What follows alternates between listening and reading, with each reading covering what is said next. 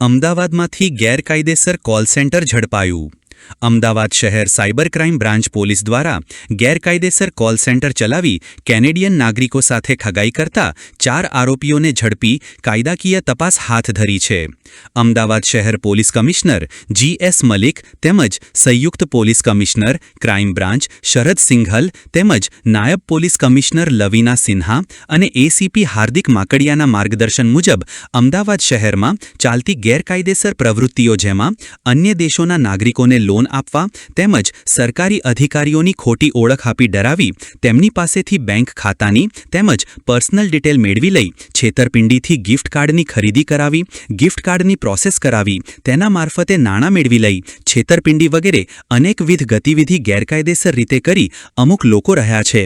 જે આધારે અમદાવાદ શહેર સાયબર ક્રાઇમ પોલીસ સ્ટેશનના પીઆઈ S.R. ઝાલાને મળેલ ખાનગી બાતમી હકીકત આધારે તેમની સાથેની ટીમના માણસો સાથે અમદાવાદ શહેરમાં ચાંદખેડા વિસ્તારમાં રહેણાંક મકાનમાં રાત્રિના સમયે રેડ કરતા આ મકાનમાં ગેરકાયદેસર રીતે કોલ સેન્ટર ચલાવતા હતા ત્યારે કુલ 4 ઇસમોને ઝડપી લીધા છે અને કાયદેસર કાર્યવાહી કરી 5 દિવસના રિમાન્ડ મેળવ્યા છે।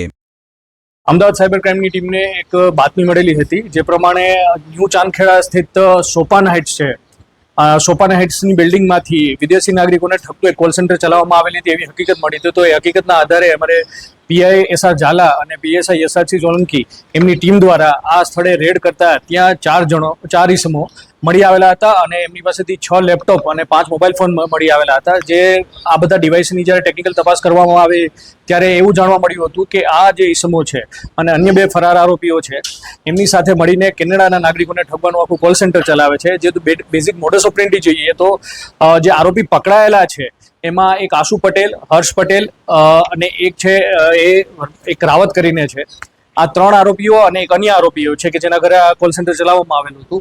આ આરોપીઓ અન્ય જે 2 ફરાર આરોપીઓ છે એક શિવાંગ ધસમાના અને એક મુખ્ય આરોપી છે ફાલ્ગુન પટેલ એ મળીને આ આખું એક રેકેટ ચલાવવામાં હતા। જેમાં જે મુખ્ય આરોપી છે ફાલ્ગુન પટેલ એ પ્રાથમિક તપાસમાં એવું જાણવામાં આવ્યું છે કે દેશના અન્ય ભાગમાં બી આવા પ્રકારના કોલ સેન્ટર ઘણા સમયથી ચલાવી રહ્યો છે અને આ પહેલા ઉદયપુરમાં બી એક મે 2025માં એક રેડ થઈ હતી જ્યાં 40થી વધારે લોકો પકડાયેલા હતા એમાં બી એમની લિંકેજીસ સામે આવી હતી। આ ઉપરાંત ચંદીગઢમાં બી આવા કોલ સેન્ટરો જેમાં કે US અને કેનેડાના નાગરિકોને ઠગાઈ કરતા એમાં એની સંડોવણી સામે હતી।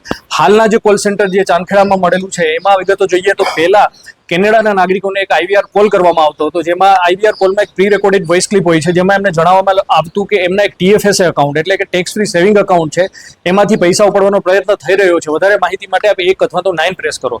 જ્યારે આ કોઈ બી સિટીઝન છે એક 9 પ્રેસ કરે એટલે એ કોલ જે આ કોલ સેન્ટર પકડવામાં આવ્યું છે એમના દ્વારા રિસીવ કરવામાં આવતો અને એ ત્યારે કેનેડા CR એટલે કે કેનેડા રેવન્યુ એજન્સીના અધિકારી બનીને એમની સાથે વાત કરતા હતા।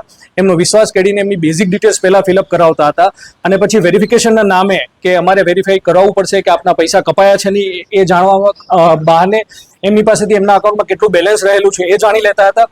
ત્યારબાદ એ વેરિફિકેશનનું કહીને એક પોઝ લઈને થોડા સમય બાદ એમને ફરીથી કહેતા હતા કે હા આપના અકાઉન્ટમાંથી આવો અટેમ્પ્ટ થયેલો છે પૈસા વિડ્રો કરવાનો, જો આપને આ પૈસા બચાવવા હોય તો વધારે હોય તો એમની એક ફિનટ્રેક કરીને એજન્સી છે કેનેડાની એમના અધિકારી સાથે આપને ફોન આવશે અને આપ વાત કરજો। આટલી વિગતો મેળવી અને જેમની બેન્કિંગ વિગતો જે વિક્ટિમની મેળવી છે એ વિગતો મેળવી અને જે અન્ય ફરાર આરોપી છે શિવાંગ ધસમાના એમને આ લોકો એમને વોટ્સએપમાં ફોરવર્ડ કરતા હતા અને પછી શિવાંગ ધસમાના છે એ ફિનટ્રેકના એજન્ટ બનીને એમની સાથે વાત કરતો હતો। પ્રાથમિક તપાસમાં એ મળ્યું છે આ જેટલા વિક્ટિમો છે કેનેડાના સિટીઝન એમને પછી શિવાંગ એવી રીતના ચાંસો આપતો કે આપના અકાઉન્ટમાંથી જે પૈસા કપાઈ રહ્યા છે એને સેફગાર્ડ કરવા માટે 3 રીતે એમની પાસેથી પૈસા લેવામાં આવતા। એક એમની પાસેથી ગિફ્ટ કાર્ડ પરચેસ કરાવીને એ ગિફ્ટ કાર્ડની વિગતો મેળવી લેવામાં આવતી। બીજું અગર કોઈ જો વિક્ટિમ છે એ ડિજિટલી લિટરેટ હોય છે તો એમની પાસે ક્રિપ્ટોકરન્સી કિયોસ્ક જે કેનેડામાં હોય છે એમાંથી આ એક વોલેટ એડ્રેસ જેમાં એક ગવર્મેન્ટનો લોગો કેનેડાનો રાખી અને એ વોલેટ એડ્રેસ એમને મોકલવામાં આવતા અને એ વોલેટ એડ્રેસમાં ક્રિપ્ટોકરન્સી મારફતે પૈસા મેળવવામાં આવતા। અને ત્રીજી છે એક વાયર ટ્રાન્સફર એટલે જેમ મ્યુલ અકાઉન્ટ ઇન્ડિયામાં જેમ યુઝ થાય છે અલગ અલગ સાયબર ફ્રોડમાં એવી રીતના કેનેડામાં ખોલેલા મ્યુલ અકાઉન્ટમાં આ પૈસા ટ્રાન્સફર કરાવતા અને આ બધા જેટલા પૈસા મેળવેલા છે એ ફાલ્ગુન પટેલ અલગ અલગ એક ચાઇનીઝ કોઈ પ્રોસેસર છે એમને દ્વારા કન્વર્ટ કરાવી અને 60% એ ક્રાઇમની પ્રોસીડ છે પોતે મેળવતો હતો।